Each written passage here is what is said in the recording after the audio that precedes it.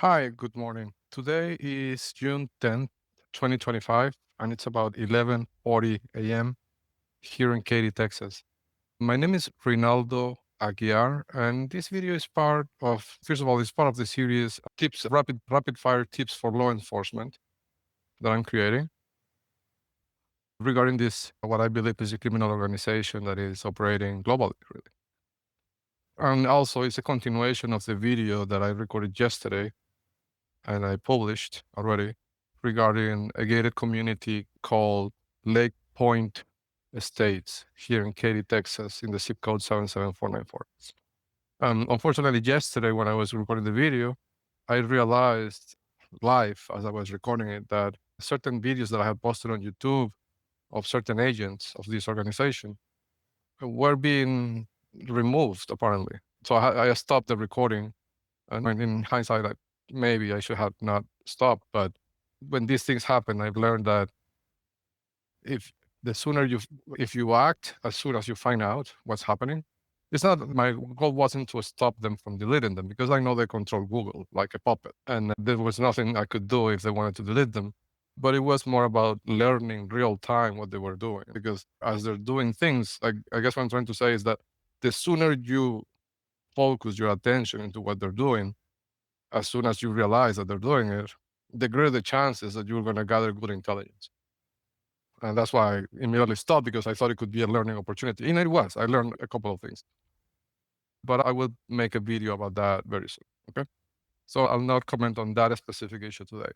But that said, this video is a continuation, really, of that video that I was recording yesterday. And there's a couple of important things that I wanted to mention that I didn't get a chance to mention because I stopped the video yesterday. I stopped the recording. So I'll mention them now, right at the beginning of this continuation video. These are observations and questions, right, that came to my mind as I was debugging the things that we were talking about yesterday.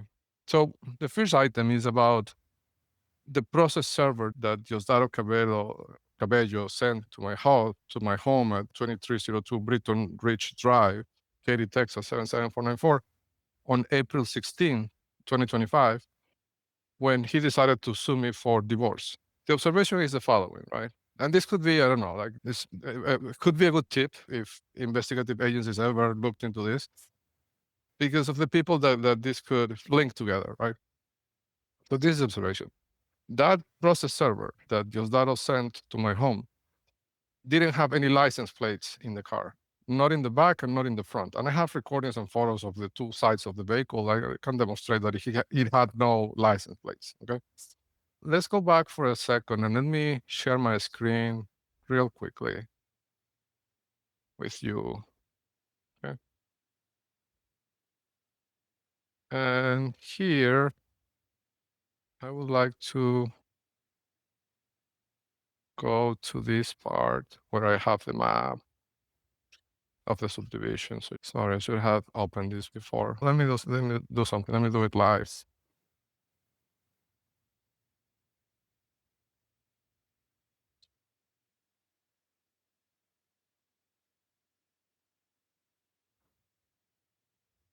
Okay, so this is the subdivision, right? So this rectangle that you see here.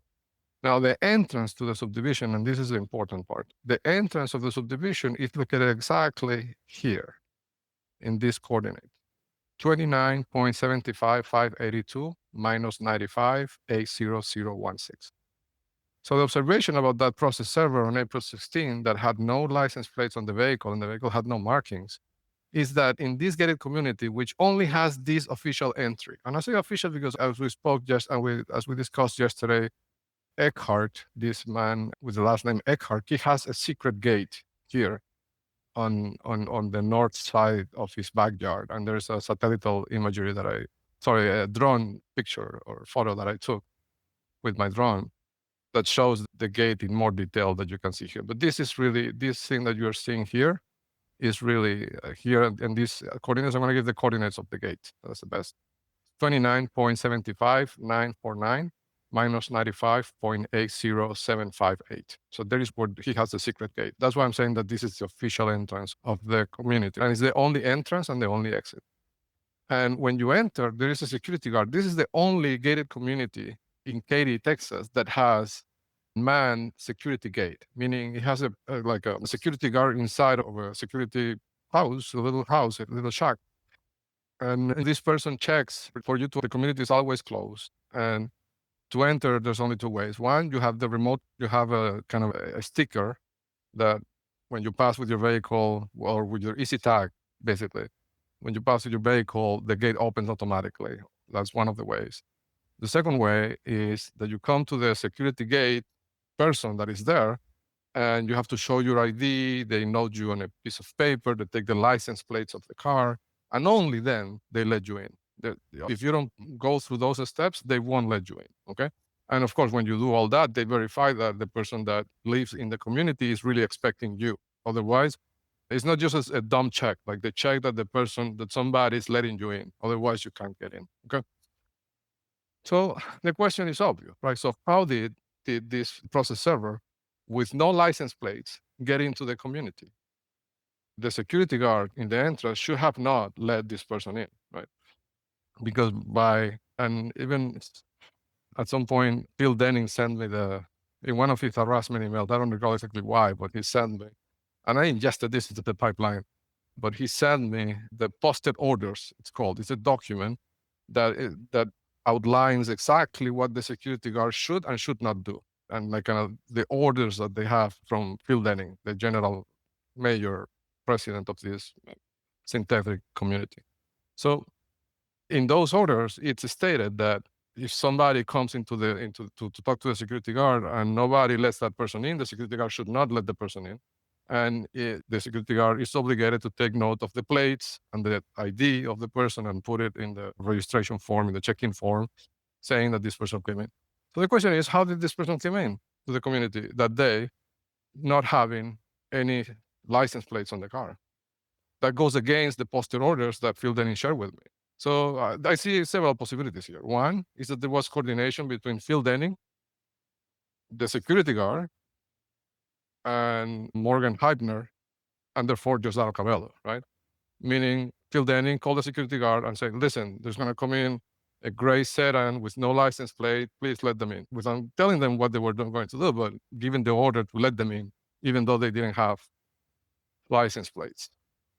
The second option I see, the same, but bypassing Phil Denning, somehow Morgan Heibner or the company that does the process serving directly has a direct connection with the security guard and made the security guard let the car in.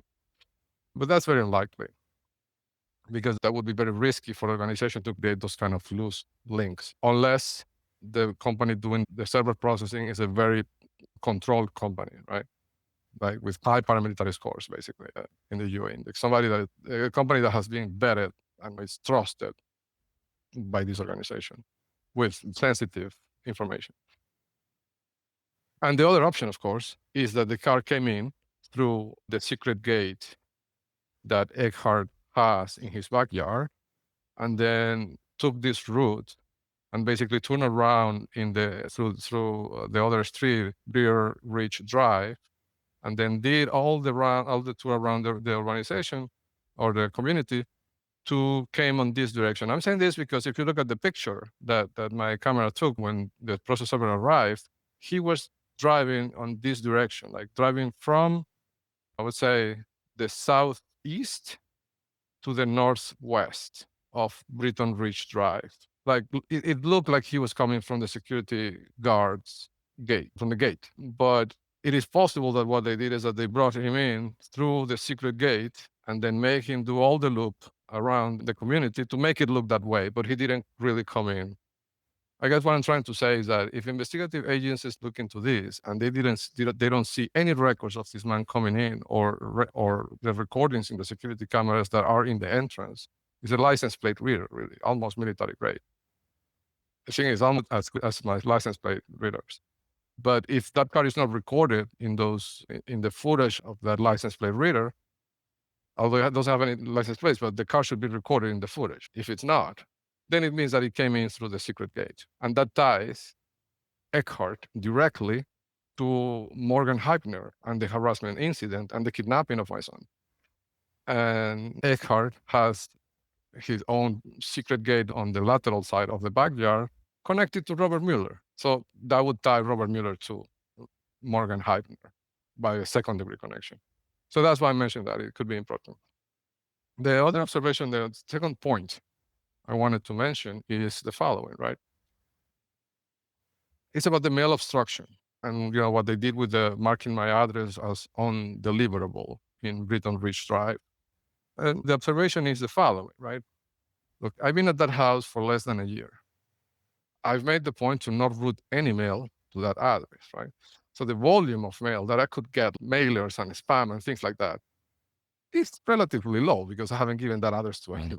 Contrast that with Valleyside Drive, this house where I'm right now, 26714 Valleyside Drive, Katy, Texas 77494.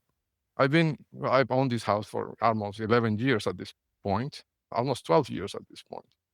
And there's a lot of mail that comes in because I give them this address and Gloria gave this address to other people and companies. And there's a lot of spam or mailers that come in. And this house has been unoccupied for a year, basically. I guess the point I'm trying to make is that why is that mailbox got full, quote unquote, and got marked as undeliverable, but this mailbox on this house, 26714 Valleyside Drive, did not suffer from the same illness. Like it didn't get full, it didn't get marked as undeliverable. Nothing of this happened with this mailbox, which would be more likely because more mail, there's more volume of mail coming into this house because I've owned it for a longer period of time, et cetera, et cetera. So I think that shows that what happened with the other mailbox was a deliberate action. Like they took steps to make that happen. Because otherwise, if it had been organic, the same thing would have happened with this one. And this one has been unattended for longer. Like I hadn't checked this mail box for, I would say probably, remember, I was in a situation in which I couldn't even leave my house since December 24, I think. December 26, something around that time, 2024, until last week. So it's almost 6 months. And before that, I wasn't checking the mail because I had security concerns and safety concerns. It was really a hassle and I wasn't expecting any mail anyways. I would say that mailbox has been unattended for at least 9 months, 10 months, and it didn't get full. It didn't get marked as undeliverable. But the other one, I didn't check the mail for maybe, say, 6 weeks, maybe 10 weeks, and it got full, got marked as undeliverable. So I think that shows, right, that contrast. And it's not a proof, it's not a smoking gun, but it's one more data point, right, that points toward the same conclusion that I was pointing at yesterday. That was a move to obstruct mail, to obstruct justice, basically, to prevent the federal court from functioning by marking the plaintiff's mailbox as undeliverable, and then also to steal mail to destroy evidence of previous harassment incidents they've done. So that was the second observation. The third observation is about the county clerks, and I mentioned in one of the videos before that I was going to make a video exclusively about this, but figure since we're talking about the kidnapping and all that, my son, and this is related to that, so I'm just going to say it here.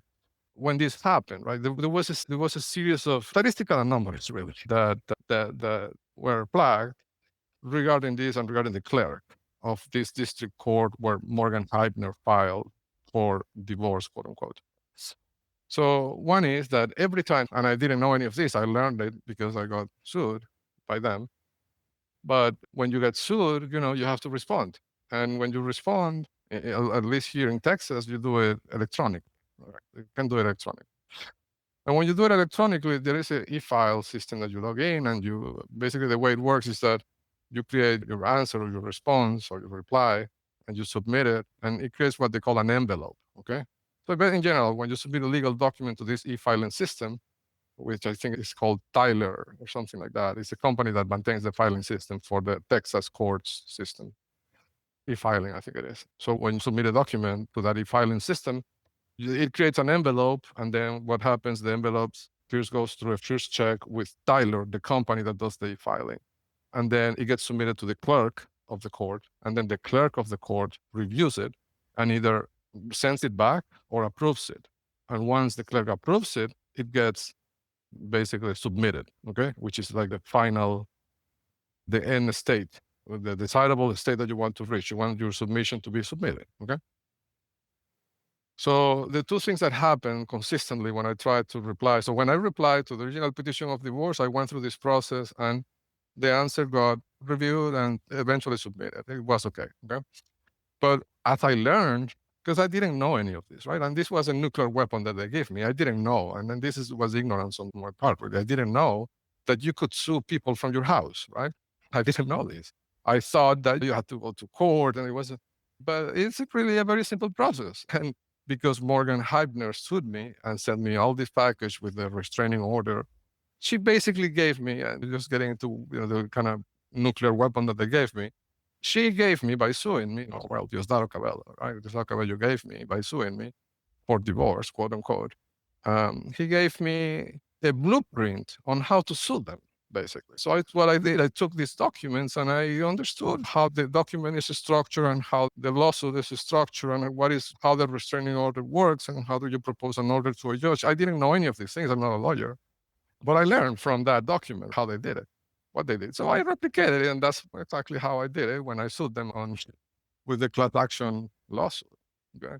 So they basically gave me a blueprint from what then became the class action lawsuit. That's what I'm saying. Anyhow, as I'm learning that I can sue people or send legal documents electronically, even if I was in prison in a way at at Lake Point Estates, so what I did, I started creating legal notices and filing them with the court and sending them to people that I know because I have the data, the geoindex that are part of this organization. So every time I did that, a lot of strange things happen, right? So first thing that happened is and I did a lot of experiments with this. So what I would do, I would create this envelope on the Tyler system, right?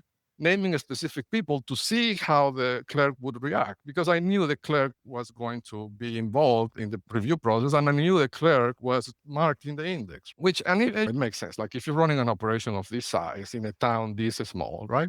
If you have to control law enforcement, you have to control the judiciary system as well because things could escalate there and you need to control that, right? And the way to control that is to control the gatekeeper, the clerk. I started doing experiments, right? So I started naming people, sending the envelope and see what the clerk would do. So observations, and I'm not accusing anybody, but I'm just saying what happened, right? So if I send the notice to the Cuba embassy, to the Russian embassy, to the Venezuelan embassy in Washington, all these embassies in Washington, right? To the Iranian interest section in Washington. If I did that, the clerk proactively suggested to remove these entities from being served. And then she went on to explain that serving was a very complicated process, that it was better if I removed them. Like she basically convinced me, or she tried to convince me, to remove these entities so they were not being served, right? And okay, I knew what was happening, so I played along. I removed. I said, yes, let's remove. Let's not serve anybody. But I knew she was just trying to, well, trying to stop a legal service from being issued to these entities, right? Which is the same. It's obstructing the justice system. Like the same thing that is happening with the mailbox. The same thing, but it's just in a different point, but it's the same pattern. And then what started happening was then my envelopes, and then I kept doing these experiments, right? Like adding people, removing people, important entities, right? Companies and such, big companies. So when I added or removed certain people, then I would send the envelopes, and the envelopes would get. So at the first, the envelopes were being rejected by Tyler, by the company, right? That does the survey. But eventually, through working with them, I got them to get to go to the next step. And then what started happening was that my envelopes were being reviewed. They were taking days, 4 days, 5 days, 6 days. Although it says in the submission email that you get that it takes up to 48 hours, not business hours, like 48 calendar hours, 2 days, two business days, right? It could take up to that for an envelope to be completely reviewed and either rejected or submitted. But my envelopes were taking 4 days, 5 days. I had to constantly be calling back to asking what's going on and how can I make this happen. And eventually, what happened was the envelopes would be reviewed and approved, but they wouldn't really submit it. If you look at my dashboard in that system, the envelopes are not really submitted. Like it's not really. I don't know how to explain it because I don't have the technical jargon of that world. But if I compare it to the envelope of when I sent the response to Morgan Heibner for the divorce petition, the status is different. This one is not really submitted. And then at the end, I kept trying, right, with different running experiments. And at the end, I got this email saying, there seems to be a technical glitch with your submission. Please come in and do this in person with a printed copy, right, like in paper. And they knew that I was afraid of leaving my home because I knew they were trying to harm me, right? So they knew I wasn't going to go there in person to file that and put my life at risk in that way, at least not at that point in the conflict. It was another case of obstruction of justice. So in the end, they didn't let me submit the envelope I couldn't really submit the legal notice that I wanted to submit to put all these people in notice. What I wanted, my goal was to put them all in notice that they were aiding Diosdado Cabello. And then this legal notice would enter the legal record, right? That's all I wanted to do. So that was not possible because they stopped it with the clerk. Now, the other thing that is interesting with the clerk is that every time I contacted the clerk office via phone, via email, always the person that responded to my inquiries via phone, via email was always the supervisor. Like in her title, it says supervisor, county clerk from the district court. And this is odd, right? Because, well, if you have a team of people working on a company or a court or any human system, and you have a supervisor, the expectation is that supervisor should be supervising other people, right? Multiple people, right? There's more than one people. So, this has to be a team of at least 3 clerks, right? If it has a supervisor, I'm guessing the clerk, another person, and at least one more person, so it can be really a supervisor, because if it's only 2 people, then it's not a supervisor, it's a coworker, right?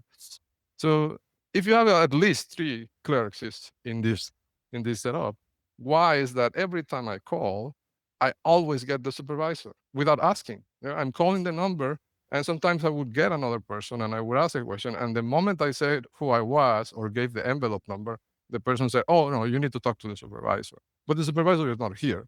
She's on lunch. She will come back in an hour and 2 hours, and I'll have to call back. So if I didn't talk to the supervisor, I would not be able to talk to anybody at the clerk's office.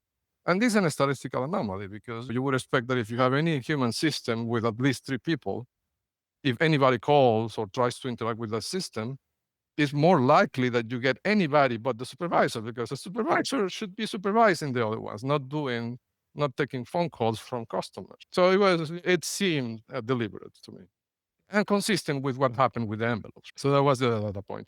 I'm mentioning this because uh, if it turns out to be the case, clerk is involved in all these legal proceedings and the removal of Marcelo from the home, and it could tie that cluster of people in that branch of the justice system with these other actors, right?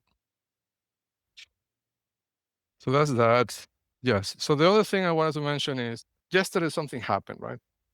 As I was recording the video yesterday about Lake Point Estates, and I basically stopped the recording. Then I went offline and I started debugging what was happening with the videos. And eventually I started editing the video to post it online, but I hadn't posted it yet. Okay. So during that period of time, which I would say was before 1 p.m. until 1 p.m., at some point I called my former partner and we were discussing something, and she mentioned that yesterday was Bree's birthday. Bree is an acquaintance and a friend, a very close friend of my former partner. And she's been in the picture since at least 2015, so at least 10 years. And this was odd. And I didn't say anything to my former partner or anything, but I'll mention it here. And I have to say, please take this with a grain of salt, because I'm not completely sure. Like, I don't have the data with me. I have to check my systems, and I don't check my systems from this house, because this house is surrounded from agents that are physically too close, and I don't have the immune geo entities pattern implemented here. And there's what that means is described in the website in the glossary section. So this is a risky place to do communications with my production systems, which are hosted on the cloud, but I won't do that from here. So I don't have a way to check this, but this observation. Remember when I mentioned that many months ago, more than a year ago, I ingested all the documents that were in my house. I scanned them, I ran them through optical character recognition, and then I ingested all the metadata into the pipeline. One of those documents was a kind of a birthday card from Bree, from this person, right? And she was giving thanks to my former partner about for coming to her birthday celebration, and for apparently my former partner gifted her an iWatch, an Apple Watch for her birthday. And this was noted in that card, right? And I ingested that card, and that is in the system. When I did those ingestions of those documents, I didn't read every document, but this particular one, because it caught my attention, I did read the metadata that came out of it. And I remember, I think I remember that the birthday wasn't yesterday. And I'm saying this because this could be verifiable, right? Like I would, if I was law enforcement, I would look for records of purchase of that Apple Watch, right? To see when that happened, to see if it was around June 9 or 8 or 7, right? The reason I'm saying this is because I think I have to check my system when I go to the other house where I have a secure communication channel and I can connect to the internet and check, but which I won't do from here. But I don't think the birthday was yesterday. And because I was posting that video, which is one of the most, potentially, it could be one of the most impactful videos that I have ever made in my life. Like I recognize that and that this birthday celebration invitation comes yesterday, just hours after I posted that video. It seemed strange, particularly because I think the birthday wasn't yesterday or this week. But again, I might be wrong, right? I might be misremembering the birthday that I think, the day that I think is the birthday. It's possible, right? But I'm just putting it out there. Now, the other thing that was strange is that after I actually posted the video, then for some reason the birthday celebration didn't take place, or I don't know. I don't know what happened, but my former partner didn't go. So I don't know. It seems also odd, right? I could interpret that as, well, after the video has been posted and they saw what the video had, maybe they saw risk and they didn't go ahead with whatever they were planning to do. My guess is that we're trying to get information out of her in some way. I don't know. I don't know exactly how, but something, right? They wanted something if they were setting up that birthday celebration, quote unquote, for yesterday. And because of that, I would like to take the opportunity and talk about a few of the friends of my former partner, which are agents. Like I know that. So Bree, this is the person that supposedly had a birthday yesterday. Again, could be the case. I don't know. I'm not completely sure, but I think it wasn't yesterday. So she's a director at XisList.org Katy. XisList.org Katy is a major hub. It's marked with paramilitary scores. And don't take my word for it. You can go to spyhell.org and you can click on the paramilitary and crypto tab and enter the location and you will see, right? I'm sorry.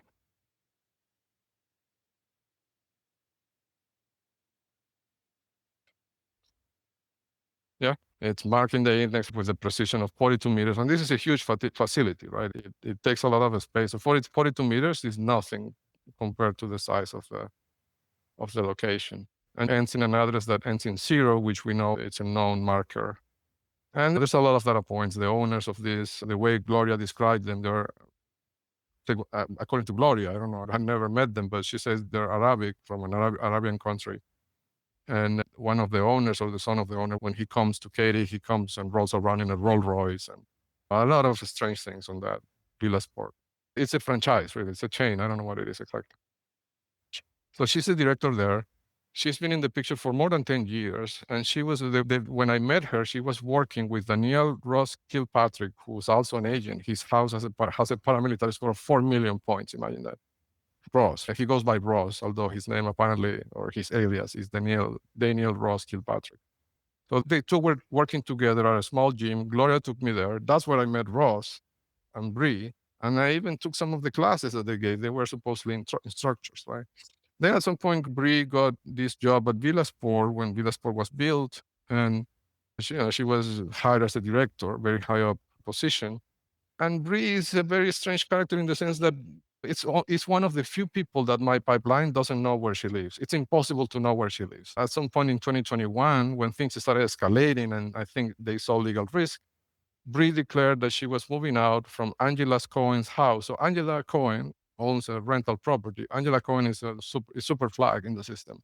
It's so super flag that if I start talking about Angela, I will have to make a 1 hour long video about Angela and Michael Cohen. But anyhow, Angela rented one of her rental properties to Bree, right? But that was until 2021 when things started escalating. At that point, Bree declared that she wasn't going, or Angela said that she was going to sell the house, something like that. And that justified Bree moving out to another place that is unknown. The pipeline doesn't know where Bree lives. It's impossible to locate. And Brie is not really her name. It's a short name. It's the same thing as Philippe E. Denning and Phil Denning. And this is a well-known pattern, right? Many of these agents, they use shorthand names to obscure their real name, right? So this happens, right? At this point, I don't know exactly how to spell her name. What I did, I have a synthetic entity in the pipeline that represents her, and that's how I track all the things related to her. I don't have the correct spelling of her name or last name. But she's a director at the Villa Sport in Katy. And also notably, her father suffered from a very aggressive form of cancer and died, passed away maybe 2 years ago or a year ago. I went to when he died, there was a small gathering at the church, and Gloria took me there. And I'm saying this because of the suspected pattern I mentioned the other day, that maybe this organization uses cancer in the parent, right? Deploy cancer in the parent as a motivational tool for the agents. Patricia Rojas was one of the examples that I mentioned where Citgo paid for the treatment. And Brie, who I know is an agent, prominent agent, working with Daniel Ross Kilpatrick, her father also got cancer. Could be a coincidence, but maybe not. Next, we have Ryan. Ryan, she's married to a lawyer, and she lives in the same area where I used to run with Penelope Suarez maybe 2 years ago. It's an area that is close by on Cinco Ranch Boulevard and like parallel to Falcon Landing. And her house is marked in the index. Her husband is a lawyer, and we know that lawyers, right, are an important part of this. And also, she had a hip replacement, and she made a very dangerous recommendation to me indirectly, right? 3 years ago. This is what happened. She made a recommendation to Gloria about this chiropractor that apparently was like a magician. Like he could make the most insufferable pains disappear. That's what I heard from Gloria. And I went to that chiropractor because I was in pain. At some point, I couldn't walk because of the torture chairs. All this is documented in the counterintelligence journal at spyhell.org. Anyhow, I go to the chiropractor. He proposed a course of treatment that if I describe it to you, it sounds like a torture mechanism. Basically, he was going to, this is what he proposed, right? He was going to attach me to I don't know how many times a week.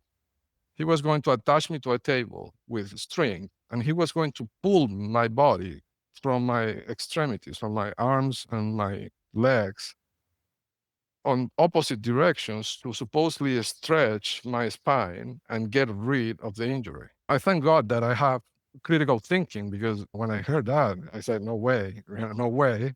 I'm going to let somebody stretch my spine knowing that I have that injury. There's something that I could end up paralyzed. So I didn't do it. But this recommendation came from Ryan, and knowing how they weaponize the medical system and they recommend treatments that are actually dangerous or harmful, I consider her one of the most dangerous agents, because not only because of the recommendation, also because of the paramilitary scores and how I see, for example, she was in the group that was going to meet yesterday for the quote unquote birthday of Brie. So I don't know. She's high up. She probably is FSB, right? From what I can tell. Angela Cohen, I'm not going to even waste time on that because it's going to take the whole hour.